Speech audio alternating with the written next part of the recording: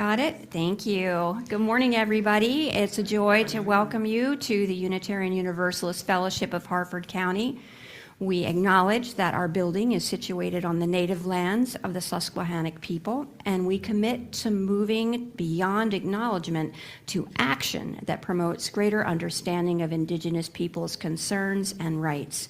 I'm Kimberly Roberts, and my pronouns are she and her, and leading the service with me this morning is worship team member. We have Brenna Kupferman on the piano, and our theme this morning is story, recalling previous services inspired by National Public Radio's StoryCorps.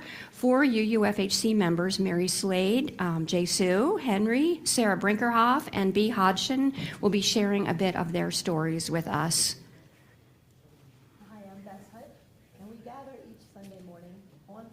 And online to share in life's meaning, grow in care and community, and open our hearts and minds to the sacred truth known by many names. We gather in community to restore the balance of our spirits, to celebrate the joys of life, and find the strength to meet our sorrows, and in the earliest meaning of the word worship, to consider ideas that are worthy of our time and our attention. Unitarian Universalism is a religious tradition that values diversity and embraces the wisdom of all faiths. We use science, reason, and the gifts of the Spirit to explore life's mystery and meaning. In this tradition, we know that people need not think alike to love alike. Whatever your heritage, however your history, and whomever you love, you are welcome here. Now may the sound of the bell and the music of our prelude center us as we enter into a time of worship.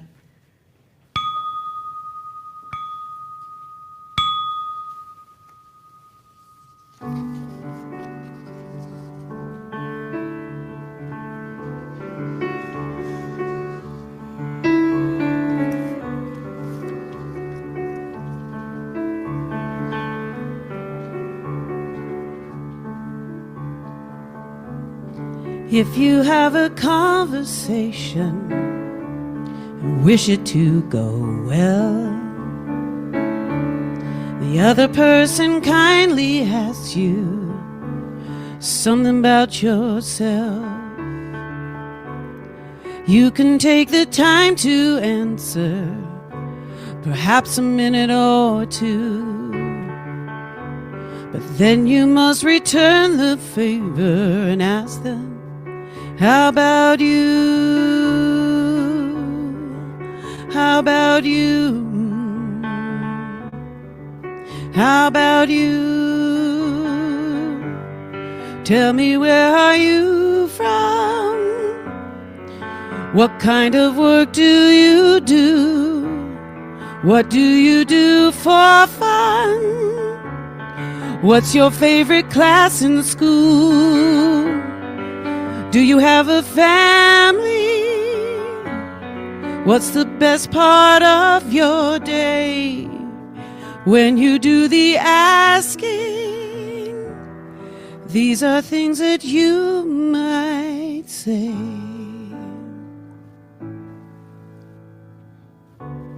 We all want to be known a little, to be heard and seen.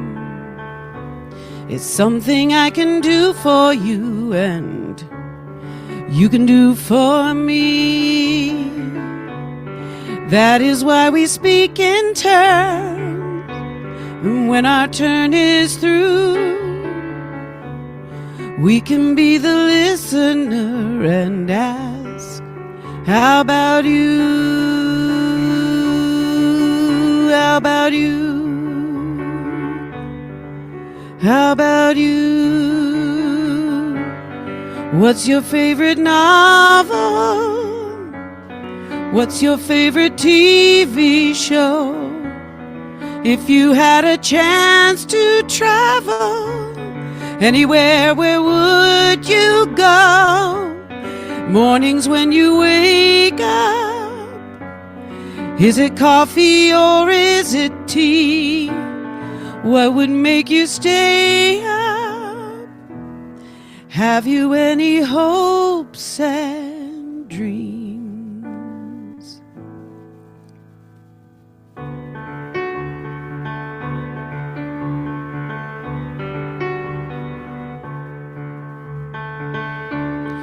If you had a conversation and wished it to go well, remember every life is made of stories yet to tell. And if we give them words, it seems that they become more true. So here's a little story about me. How about you? How about you? How about you?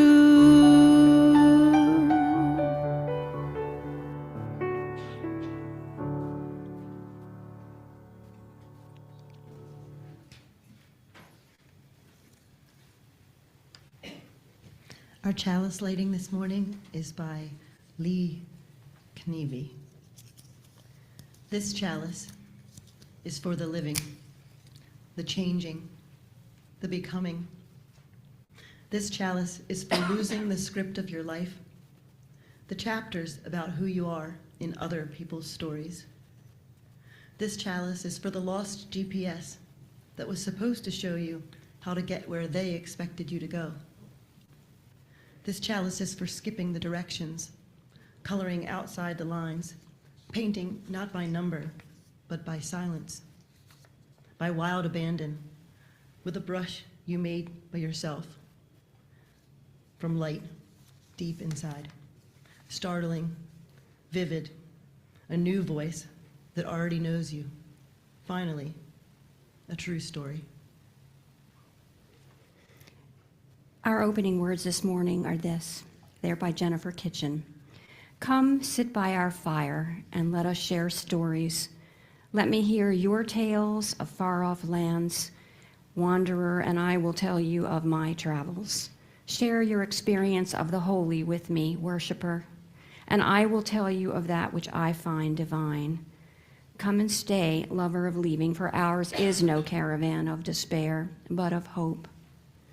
We would hear your stories of grief and sorrow as readily as those of joy and laughter, for there is a time and a place and a hearing for all the stories of this world.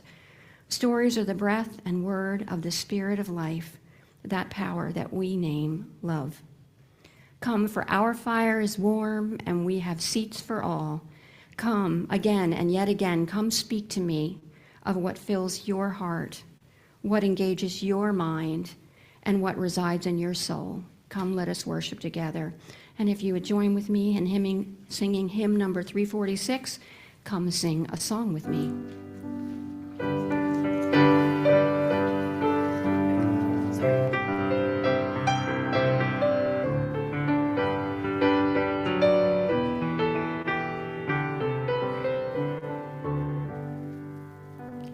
Come sing a song with me. Come sing a song with me. Come sing a song with me, that I might know you're mine. And I'll bring you hope when hope is hard to find.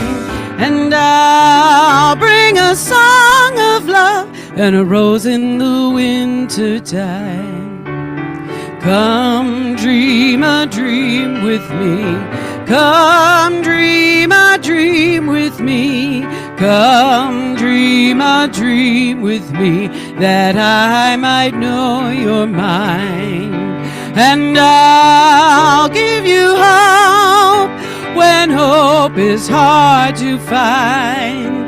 And I'll bring a song of love and a rose in the winter time. Come walk in rain with me.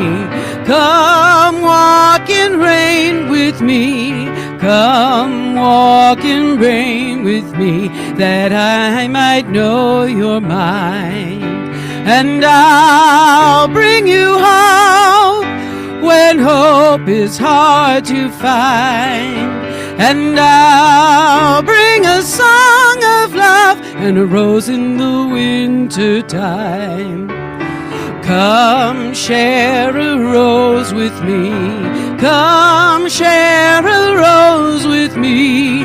Come share a rose with me, that I might know you're mine. And I'll give you hope when hope is hard to find. And I'll bring a song of love and a rose in the winter time.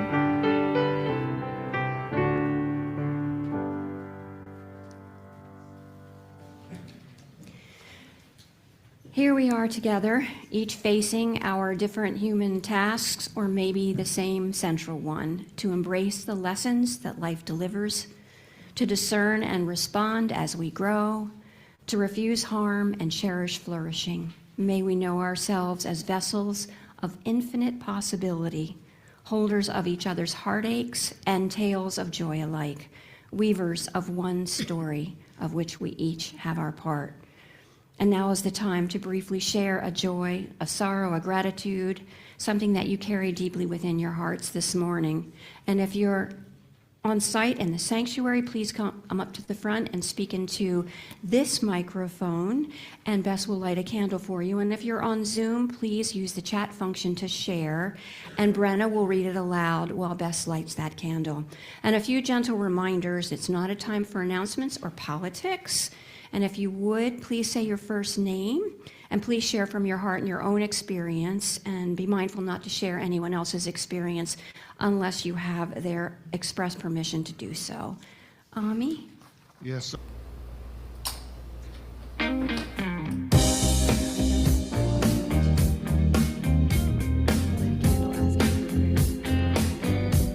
For comfort, she just found out that a friend of hers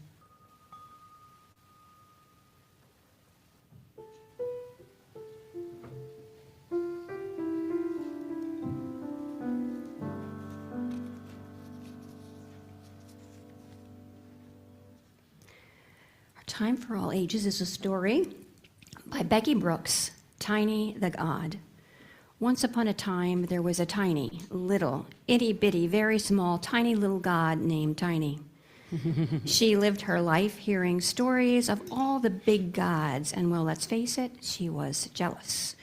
She knew she needed to think of some kind of special spark of an idea that would make her existence meaningful. After watching humans for a long time, she hit upon something that just might work, something to make people think, yeah, that Tiny has a really good idea going. This was it. This was going to make her famous. Ready? Here it is. You are not alone. She took the form of a very light breeze, and in a voice so quiet, each person heard it only in their mind, and she said, You are not alone. You are not alone. People loved it. It was perfect, because who doesn't want to hear that? Pretty soon, Tiny was comforting people all over with, You are not alone. Every evening, she took the form of the breeze and whispered it in people's minds, until one day she encountered someone who wasn't comforted at all.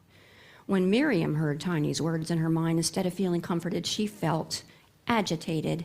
Something was just kind of off about it. She kept saying to herself over and over again, You are not alone, you are not alone. She tossed and turned. She couldn't sleep. In the morning, she went to read the paper, and instead of skimming everything, she found herself drinking in every single story. She was only halfway through when she found herself crying, I am not alone. I am connected to every one of these people. They live in my town and my country and my world. They love their children like I love mine. They're scared sometimes, and so am I. They hurt like I hurt. I am not alone. I can help. Tiny was surprised. It hadn't occurred to her that someone might think of it that way. Tiny kept watch over Miriam to monitor this interesting development. Miriam and a co-worker met online in a meeting and talked about a law they hoped that the Senate would pass. And Tiny noticed when Miriam wrote a letter to her senator about it right away. She also noticed that when Miriam turned in her grocery order, she bought a few extra things for her neighbor and left them with a colorful note on their porch. She noticed that Miriam had tears in her eyes when she joined in her congregation's worship on her computer, and she heard her favorite hymn through the small speakers. Miriam got out her phone and made an extra donation to her congregation. She watched as Miriam wrote postcards to friends and family near and far, said hello to the dog walkers who passed by her house, and strung up colorful lights in her living room window. But most importantly for Tiny, she noticed when Miriam received a phone call one evening from a friend she hadn't heard from in a long time, and while his voice was shaking, he said, "I am having a hard time." As he began to tell her the stories about his troubles, he began to cry, and Miriam got herself comfortable in her favorite chair. "Take your time. I'll stay on the line with you." You are not alone. I am here. I am here. Tiny heard those words like an echo in her mind. You are not alone. I am here. You are not alone. I am here. And repeat back with me. You are not alone. I am here. In that moment, Tiny knew she was nothing without Miriam's hands and heart and spirit, and she knew that what she wanted, what the world needed more than anything, was what Miriam had learned to give. So Tiny went to work. Instead of just spending her evenings spreading the gospel of "you are not alone," she spent her night times doing it too, and her mornings and afternoons, and pretty soon she was spending every moment doing it until she became the breeze herself. And that is why there are no paintings of Tiny, no busts or holy books, just a breeze, a low voice, and many, many helping hands, loving hearts, and caring spirits. You can hear the echo if you listen closely. You are not alone. I am I'm here. here. When the water bottles are left in the desert for those who risk their lives to cross it, You are not alone. I am here. At the bedside of a dying man, You are you are not alone. I am here. In the jailhouse and the sanctuary, You are not not alone. I am here. Separate and together, You you are not alone. I am here.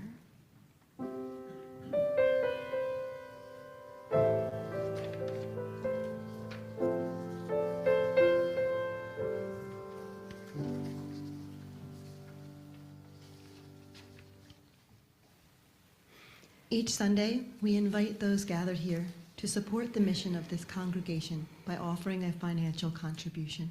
With love at the center, members here care for one another and extend that care into the wider community through actions for equity and justice, which, no matter how small, work toward the transformation of our world. This fellowship intentionally welcomes the pluralism of theological beliefs as members seek to learn and grow, acknowledging our interdependence as we help each other toward deeper understanding. Financial contributions allow this congregation to reach out to all who seek a life-affirming message of love and hope. If you're online, click the link in the Zoom chat to contribute. If you're on site, you may place a donation in the basket or use your device to find the donate link on uufhc.net. There are two links, one for pledges and one for general offerings. Whatever method of giving you choose, your generosity helps to grow a healthier and more joyful UU community, and in keeping with our religious heritage, to draw the circle of love and justice a little bit wider.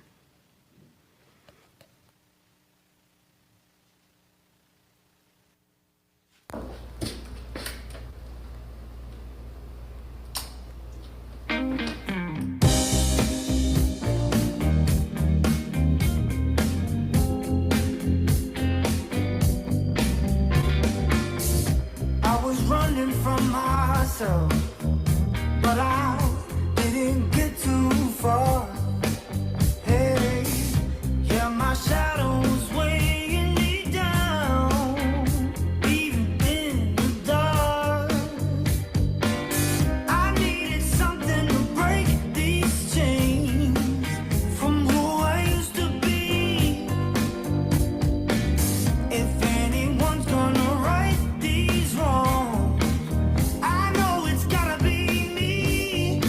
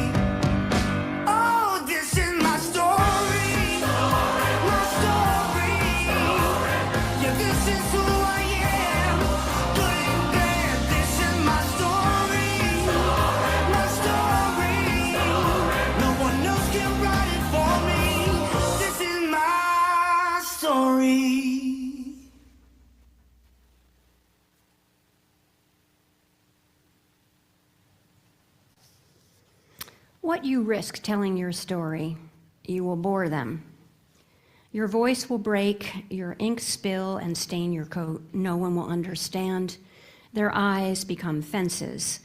You will park yourself forever on the outside, your difference once and for all revealed, dangerous. The names you give to yourself will become epithets. Your happiness will be called bravery, denial. Your sadness will justify their pity. Your fear will magnify their fears. Everything you say will prove something about their God or their economic system.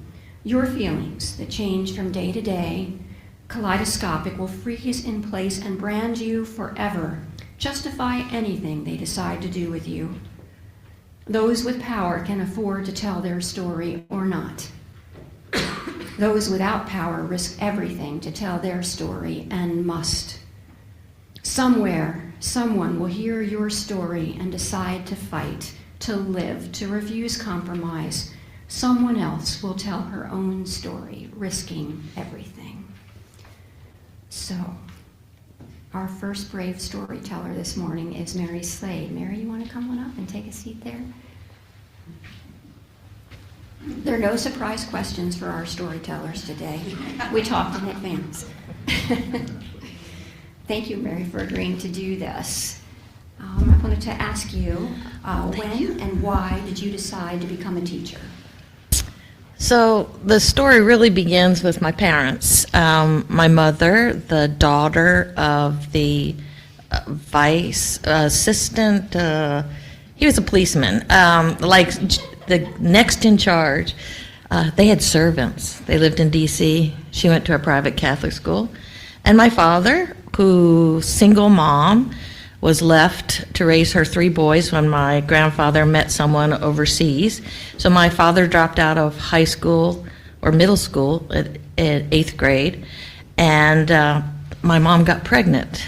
So her parents kicked her out, and so at age 14 they became parents.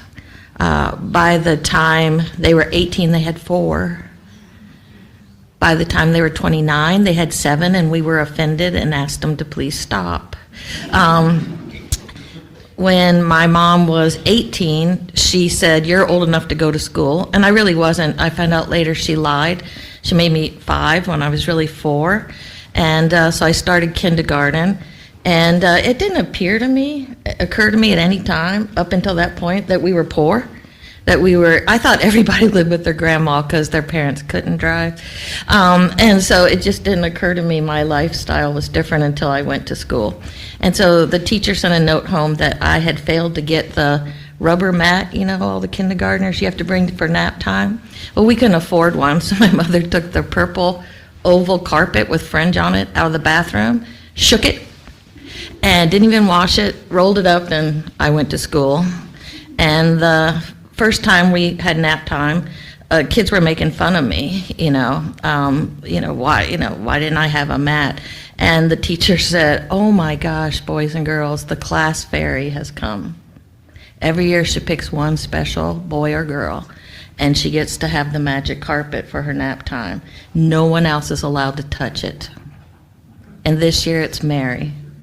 And I don't know, even as a 4.5-year-old, in my heart, I knew I wanted to do for other people what the gift that she had given me in that moment of some dignity.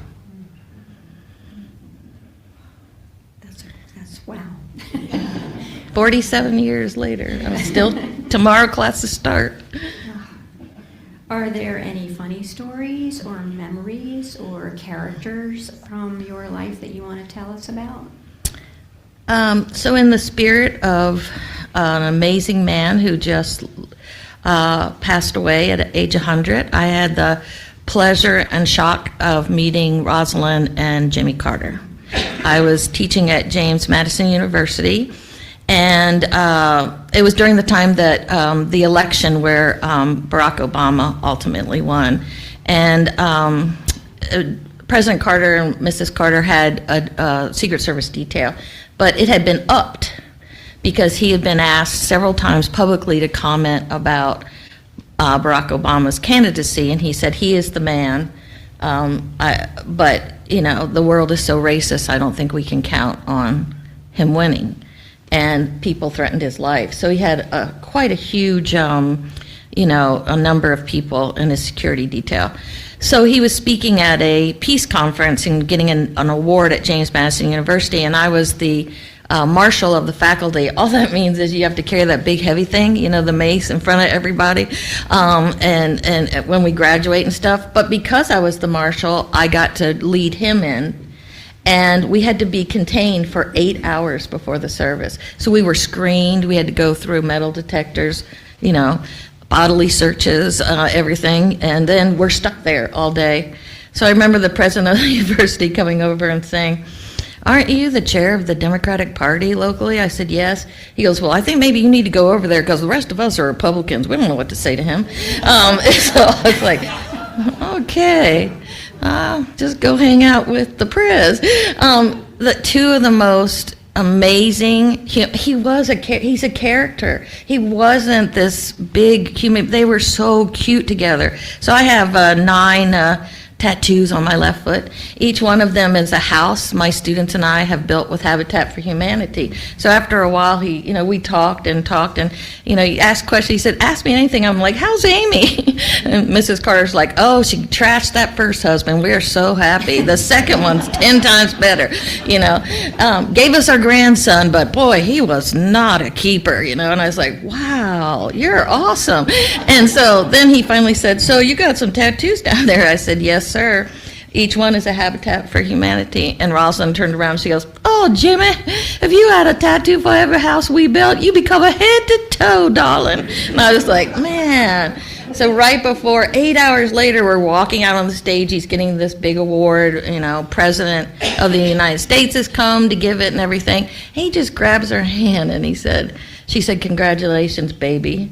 And he said, "I can't do anything without you. I love you." And I just thought, just the greatest character I ever spent the day with. Oh, I'm so jealous. Are we all jealous? I wanted to know, from what you said about what inspired you to be a teacher, do you know if you have inspired anyone to be a teacher? And if you could share anything about that? I think I'm lucky enough to have done something right occasionally. 10 of those former students and I own a nonprofit together, but where do old people like me hang out in social media? Facebook. So they even get Facebook accounts just to hang out, with Dr. Slade. So the other day, something was said on Facebook, and about 30 of my students all came out, in support of what I was talking about. So for me, it's not just helping them become educators, because that's who I train, but I'm just lucky enough to be in service with them. So to this day, I have students, I was able to officiate a wedding. I've been at a few baby showers, and so and then 8 of them just graduated Towson in December, and I always tell them, no social media until you graduate. So graduation was at 10, and at 1 o'clock, all 8 Facebooked me. So I know I'll forever have them a little bit in my life, because they keep in touch and remind me that it's, that teaching is it's a service. It's not a profession. It's not a well-paid job, but it's a service. Thank you so much. Thank Thanks you. for sharing. If Thank anyone you. wants to learn more about this, Mary, you'll be here after the service, won't you? And do I have lesson plans? J. Sue Henry is our second storyteller. This is like an audition for the first talk show with TV. Thank you. Thank you. Johnny Carson. You think that's Yeah. the one I should go for? So, I wanted to find out about your line of work. How did you get into your line of work? I thought that question might come. Well, let's put it this way. I was never going to be a nurse.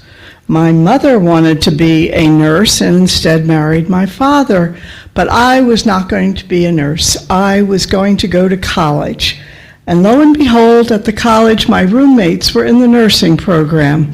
And they convinced me that really nursing would be cool for me. And so I transferred and went into nursing because I found out that you could still do lots of wonderful things in nursing. And it had everything I wanted. And that meant the ability to do whatever you wanted in a wide range of careers.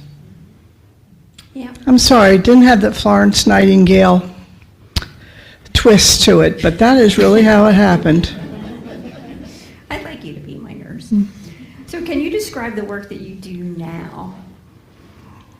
The work that I do now, well, actually, and I'm looking right at her, right there, Kathy Kraft and I are so happy to be doing classes here at the church together, which are really part of my theme. And when I really thought about what have I done all these years, prevention is a key thing.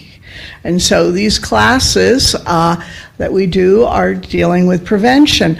So I'm still employed a little bit with, let me get it right, University of Maryland, Upper Chesapeake Health System, Community Health Education. Okay. What sort of things are you teaching people what to prevent? Well, I'll put a plug in. We are currently teaching the class called Matter of Balance on fall prevention, of which there are a number of people in this room who are taking that class. We also are finishing up a year-long program on diabetes prevention. And hopefully, coming soon to your probably classroom or maybe the hallway out there with also with Pat Stranger involved, we will be doing blood pressure checks and a variety of education out here. Do you have any favorite stories from your work life? Well, there are some I really can't repeat. Just change the names. Okay. Well, but I say that with serious, that's really a serious thing for me in terms of repeating.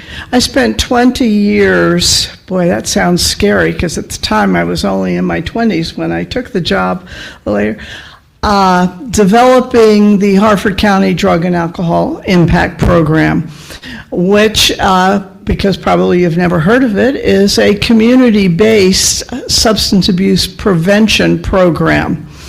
And so, indeed, I was under the mandates of confidentiality. So it really has been a serious part, as is the other nursing things. One particular story. With that job, I had the unique experience of taking teenagers away for a weekend. We called it peer leadership training. Also to get them engaged in doing peer outreach and counseling. And there are so many stories of what it's like, and boy, I know I had to be young to do it because I couldn't do it now, to spend an entire weekend with that amount of energy, enthusiasm, questions, and the need to keep things going.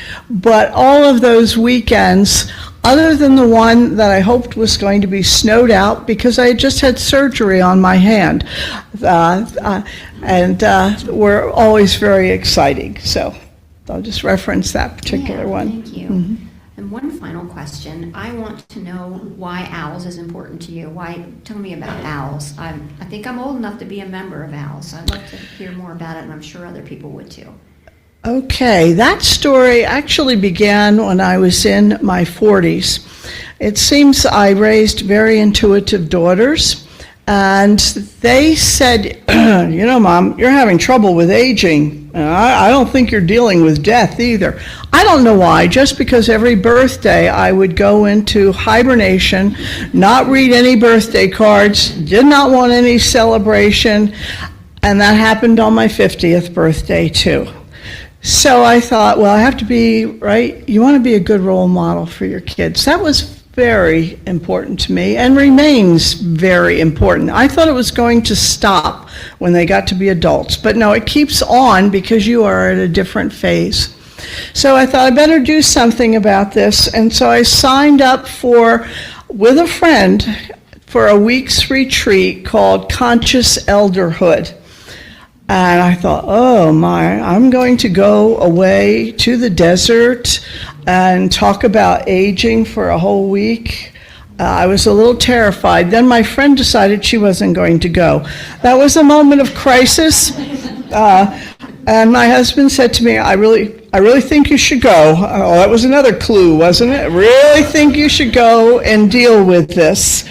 And so I went. I flew out there, and I'm not a desert person, I'm an ocean person, but there was a tiny lake in the distance because part of this week, and they did not send you an agenda. Mary is probably like me, right? We like agendas. We like to know exactly what you're going to do at 8:30 the next morning.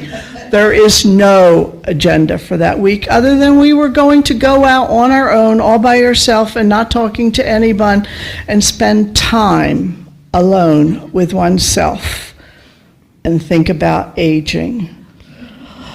I survived.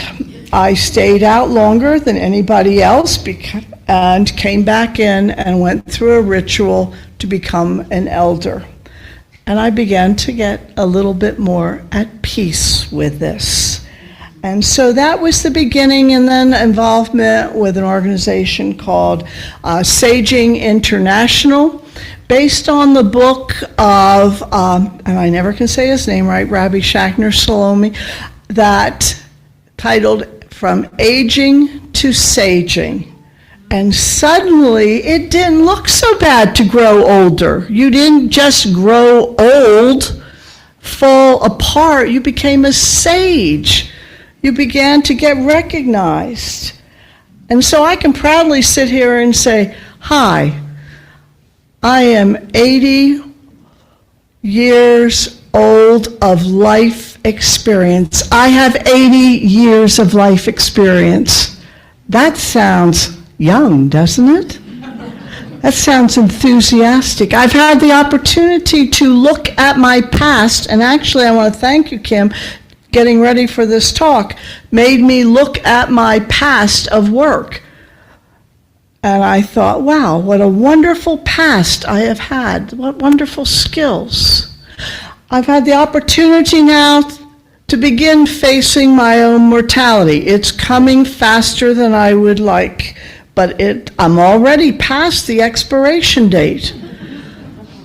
Okay, so doing both of those things, I now can live better in the present today.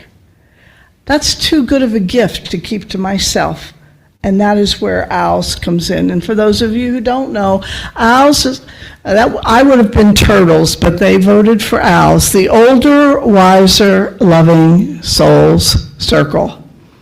And so that is where I find that's a place for me to share this gift. And so you do have to be more mature to get in. I'm not sure if you're 55 or not, or 59, but we do make exceptions. And the problem, I say one more thing, because you said you were going to pull me off. We need more facilitators. The group is too big to be effective. We are ready for more groups. It is easy to be a facilitator. Plus, I will hold your hand all the way, give you all the materials, whatever.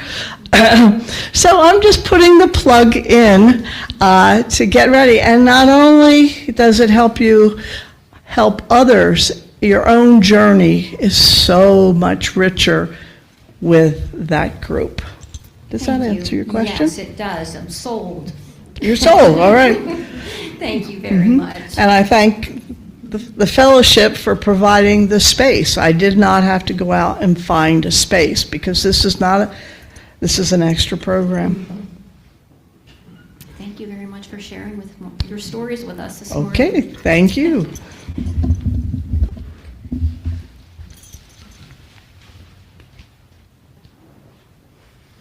Now it's the musical interlude, and Kim asked me to say a few words, so she asked me to choose a song that I've written that's about some kind of story about myself. Most of my songs that I write are not necessarily about myself. They might be about either some kind of imaginary something, or I may have co-written them with somebody, and so it's collective. Or they might be written for someone, so a friend who's having trouble, or just to encourage someone. But a couple years ago, I was in a songwriters group, and the prompt that we were all given for that week was home, to write a song about home, which is, millions of people have written songs about home before. And the challenge to me was, how do I wanted to write something that had to do with thinking back to childhood home, not to my current home, but as I think we all have, experiences where we will smell something, or hear music, or see something that reminds us, that takes us right back to when we were kids at home. Whether it was good or bad, or somewhere in between, wasn't so much for me. That wasn't the subject. It was, how do you capture this idea of something that just takes you right back to when you were a kid and what home was for you. So this is home.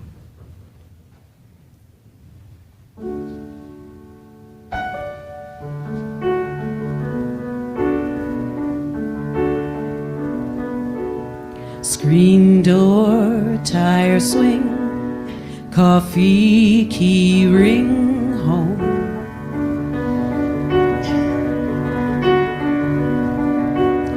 Cut grass, iced tea, whispers, laundry, home.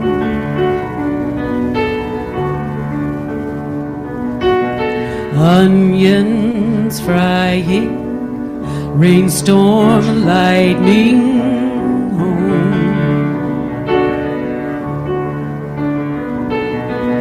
Cat purrs, cold nights, fireflies, porch lights, home. No matter how many years go by, one thought and I'm home. I'm home. I'm home again.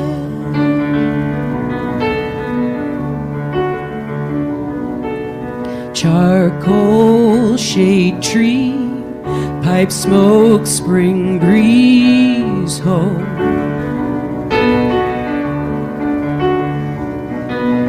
Old books, board games, skin knees, band-aids, home. No matter how far away I go, just one thought takes me there once more, and suddenly all I felt before comes rushing back, and I'm home. I'm home. I'm home. I'm home again.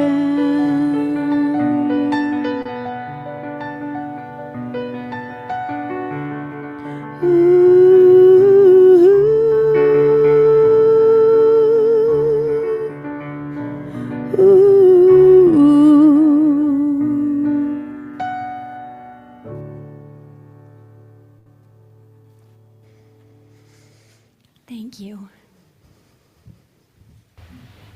Sarah.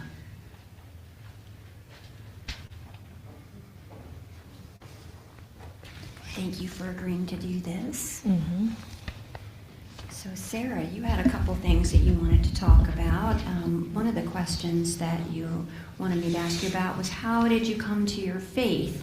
From your family or a particular experience or set of experiences? Well, first I want to say I'm no comedian, so forget all that stuff. This seems very serious to me. I started choking over there like, okay, I'm ready. So I would say that my mother was a religious addict. And I say that because I was a mental health counselor and I worked in the addiction field. And my mom required us to go to church or Sunday school until we were 18. No exceptions. Unless you moved out, nobody did. We all went to church or Sunday school, both actually. So I was raised in a Methodist church. And also, the younger siblings and I went to the Holiness Church on Sunday evenings and Wednesday evenings. And my dad went, of course, to Methodist Church on Christmas and Easter. But when I went to high school, I started going to the Lutheran Church because, and I was going to church, so it was okay, but I went mainly to see my friend. And then I had a friend who went to the Catholic Church because her boyfriend was Catholic. And then I started going by myself. In college, I went to Christian ministries. No, that was not it. Campus ministries. But I also went to Mass on Friday evenings with the Women Club. Why? I don't know. I think I felt more comfortable. I felt more, maybe I was attracted to the celebration of Mass. I don't know, but I felt more comfortable there. So that was college, and you can kind of get the rhythm now, right? Ongoing. And then I went to, I moved Sean and I to Hawaii, and I quit going to church. I went to the beach, that was church. And, but after a while, I forgot to say that I joined the Catholic Church for a while. But then I went to Hawaii, then that was done. But then I found I had a need. I felt like I was in a tough spot in my life. I needed some help. I found the Religious Science Church, based on the science of mind. And there I lived in the mainland, and I found unity. And I was involved with small group ministries. I guess I would call it now. Then I didn't know what it was, but I led one of the small groups for professionals. And then, let's see, then I moved here. And guess what? I found here, UU. A friend introduced me to UU at Towson, and then I went to Folston, and I ended up here. Am I home yet? I don't know. More home than I've ever been. I'll say that when I was traveling, I had the privilege of going to First Church Boston, and that felt so good to me. It was so beautiful. It just felt awesome. I felt like I was home. And the next morning, we went to hiking in Quiche Gorge, and it was so beautiful. With the leaves were changing in the trees, and just gorgeous. And it was awesome to me. I felt just like I was in church again. Thank you. One of the questions that you wanted me to ask you, I found so intriguing because I'm really interested in hearing your answer. Have you experienced any miracles? Well, I never really thought of miracles, but now I do. I've had 2 miracles in my life. One was when I was 5. I had this severe allergic reaction to eggs. My eyes would swell shut. And then we went to the Holiness Church one Sunday night. I asked to be prayed for. And in the Holiness Church, it's praying with hands, and he would touch my head and very emphatic. And I was only 5, and I was small 5. And the people in the congregation were just saying, amen, bless Jesus, hallelujah, all that stuff. And then I went home, and I asked for an egg. My parents talked about it. My dad said, give her an egg. So I had an egg. No reaction. I asked for a second one. Again, same thing, no reaction. So it's kind of confusing to me. I never thought of that as a miracle, really. My brother would say, well, what about that? Well, yeah, that did happen. I believed that I believed as a child, I believed it could happen, and it did. And I don't know if I believe in Jesus now. I was trained in Father, Son, and the Holy Ghost, you know, that stuff. But I do believe in prayer, and I do believe in healing. That was my first miracle. The second one I never talked about. And that was as an adult. Actually, I'd started coming here already, and I tried bringing my daughter, but she wasn't ready yet. So I quit for a while, and then I came back, and the next time I came back, I was on crutches. I don't know if any of you remember that. But I heard a whisper, not alone. Anyway, I had torn my Achilles tendon. And I had to have surgery, and the surgeon said that my Achilles tendon had exploded. And still, I had to go to physical therapy after the surgery, and the physical therapist thought I was doing well and thought I would get over it really quickly. So I had ordered this. I brought a note for myself. I ordered an assistant walker wheel. You know what one of those is? It's like your lower leg fits on this platform, your foot doesn't touch it, but then you can walk with that. So I ordered one of those, but again, my physical therapist thought I was doing great. So somebody else needed it, and I said, well, okay, so I let it go. And I was on crutches for 7 months. And that morning, 7th month, I looked over there and I said, God, I can't do this anymore. I was really at the end, you know what I mean? I wasn't suicidal exactly, I didn't have a plan, but I just felt like I couldn't do it anymore. And from that point on, I started getting better. Within maybe a week, I used a cane, and shortly thereafter I was walking. To me, that was a miracle. I feel like God heard me. Thank you so much. Thank you for sharing your experiences. Mm-hmm. And if we want, we can ask you afterwards if we want to hear more. Yeah, thank you. I really appreciate you saying yes. Mm-hmm. Thank you. Okay, done? Yep. Oh, I'm done. Thank you. Yep. And now B. You brought props.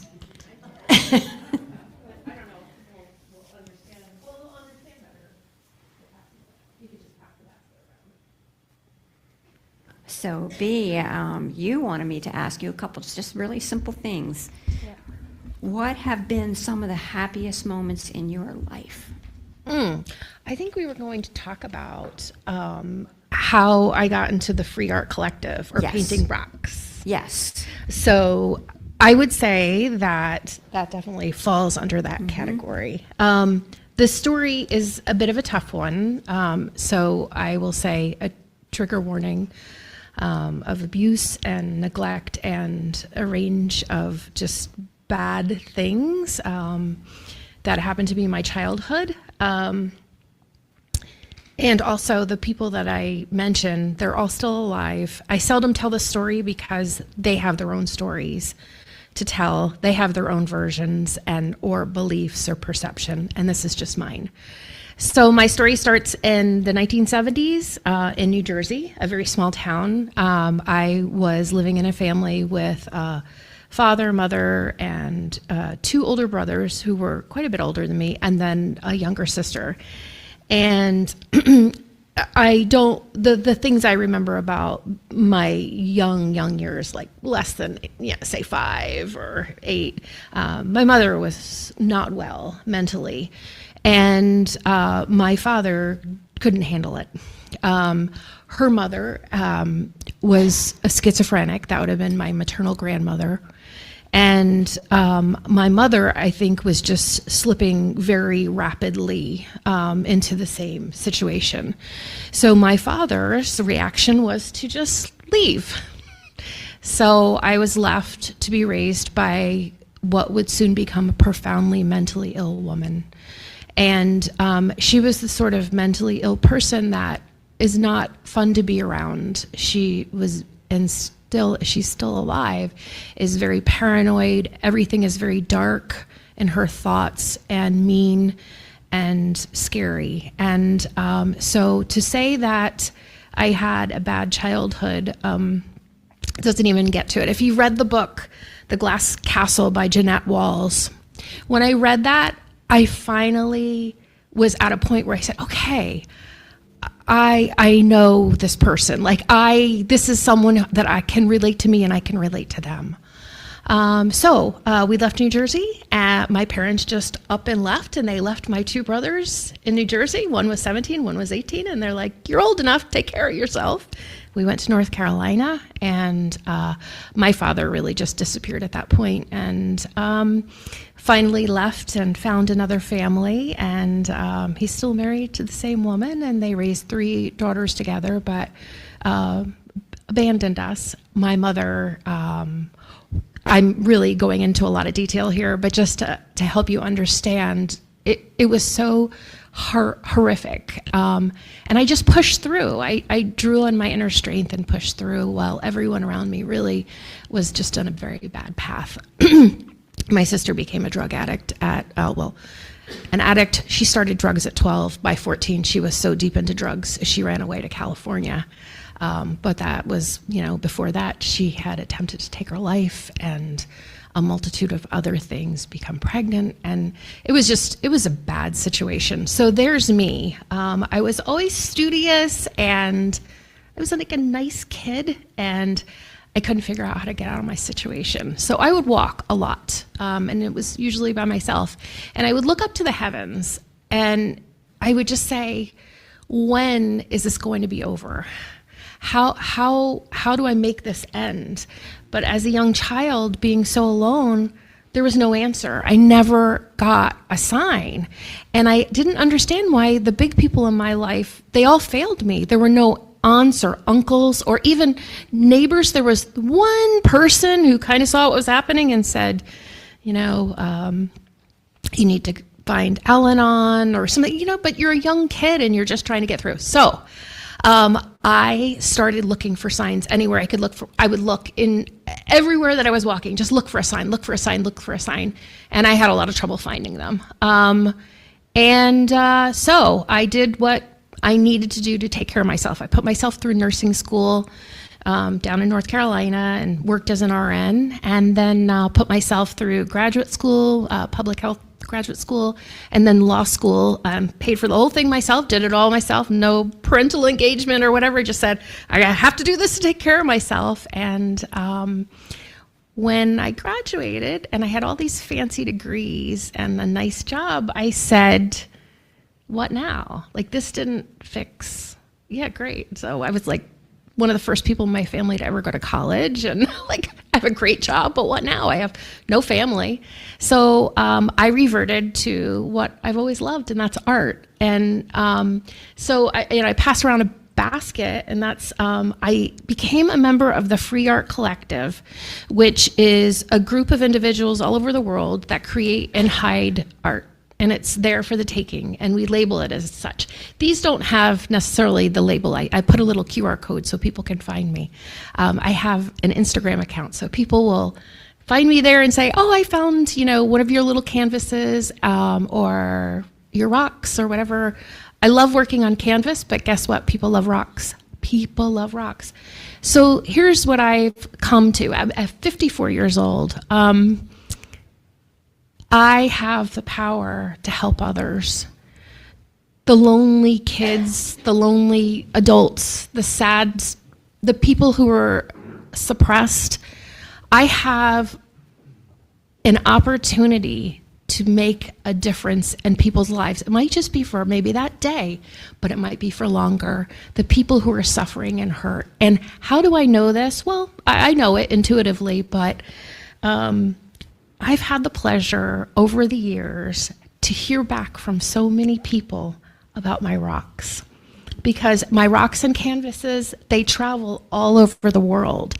And what people now understand to do, some, they will pass it along. If they no longer need it, they will release it. And so it's always such a thrill to get a note from someone to say, "Oh, I found your rock in New York City, and I live in the Netherlands, and I have it here with me.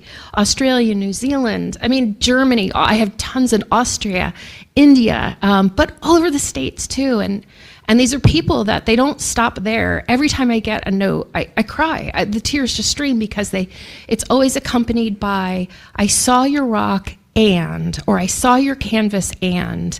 And the "and" is usually, I've been, one woman said, "I've been struggling with this decision. Do I move forward in this business venture that I don't feel like I really can, do? And I saw your rock and it said, 'You got this.'" And she's like, "I knew it was a sign. I had it and I did it. And I'm so, you did this." Or people saying, "My father was just diagnosed with pancreatic cancer and I was jogging and I looked down and there's this little canvas that says, 'Be here now,' or something of that nature." And it's just, I've gotten so many notes from people and it's just become the most wonderful hobby that I could ever ask for, because me creating the art, as it goes around, you'll see, I put love in. I've put an enormous amount of love. I work too much on these things because I want people to find them and say, "Oh my God, this is beautiful. I need this," and to feel that love that I put into it. So, Oh, thank you so much for sharing your story this morning, Bea. Thank you. my pleasure.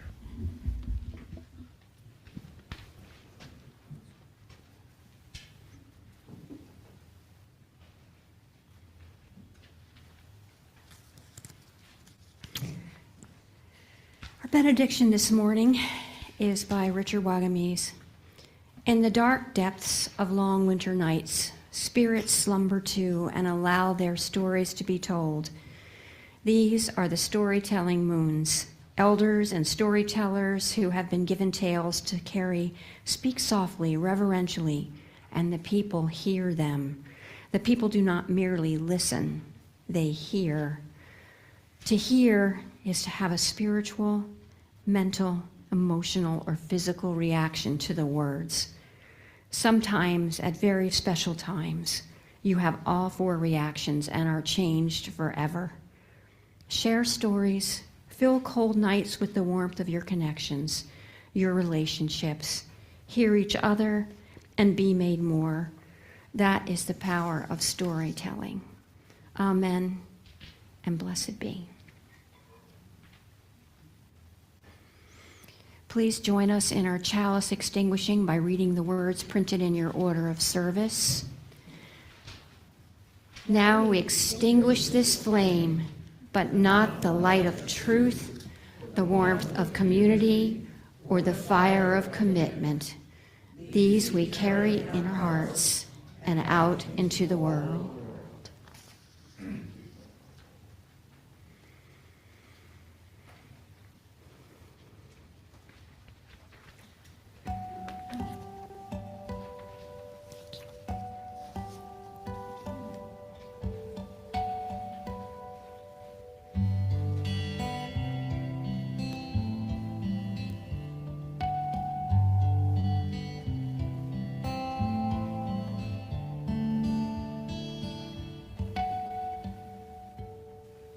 Plant your life now deep in the soul is where you're coming from. This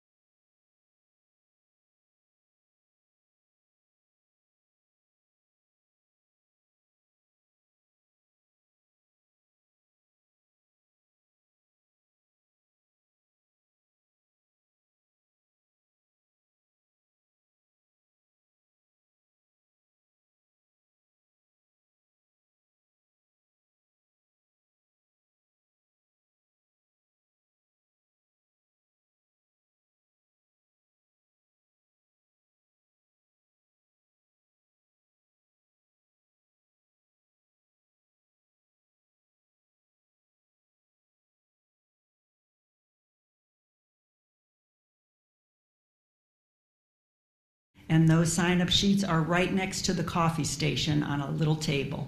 So if you have any questions, see me. Thank you. Great, thank you. Our final announcement is just to let people know that on Saturday, February 1st, from 10 to 1 p.m., we're going to be having a workshop for the youth, parents, volunteers, any Faith from Mathan or RE committee members, and everyone else too, who'd like to learn about what programming works and what doesn't, how Unitarian Universalism shapes children's understanding of their faith and belonging, and sustainable programming which fulfills the goals established by Your Faithful Conversations.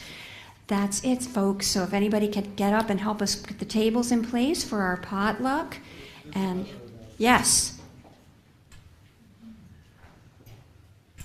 Yes, Homemade Jam is currently on hiatus, but when we start up, it'll be Wednesdays at 7, not 6 as in the order of service. Okay, thank But you. we'll announce when it starts. I think we will not start until after the music retreat. Yes, that's coming up too in February. Yeah.